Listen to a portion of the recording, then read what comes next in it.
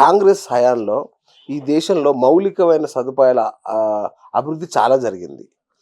మోడీ వచ్చాక ఒక్కటి కూడా జాతీయ స్థాయిలో ఒక్క ప్రాజెక్టు కానీ ఇంకేది కూడా జరగలేదంటాను సార్. అంటే నేను అనట్లేదు, చాలా మందికి ఉన్న అభిప్రాయం.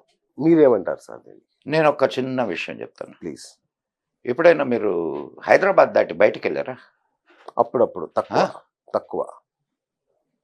తక్కువైతే ఎట్లా సార్? మీరు ఇక్కడే కూర్చుంటే మీకు దేశం ఎట్లా తెలుస్తుంది సార్? రైట్. వెళ్ళండి తెలుస్తుంది.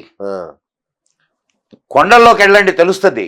ఓకే. మౌలిక సదుపాయాలు ఎంత పెరిగినాయో అసలు రోడ్లు చూసాము సార్ మనం. అవును, నిజం, అదైతే వాస్తవం. బో మరి మరి మరి మౌలిక సదుపాయాలు అని మాట్లాడతారు. మౌలిక సదుపాయం కాదు అది, ఇన్ఫ్రాస్ట్రక్చర్ కాదు. ఎన్ని ఎయిమ్స్, ఎన్ని సూపర్ స్పెషాలిటీ హాస్పిటల్స్ ఏర్పడ్డాయి, ఎన్ని మెడికల్ కాలేజెస్ వచ్చినాయి.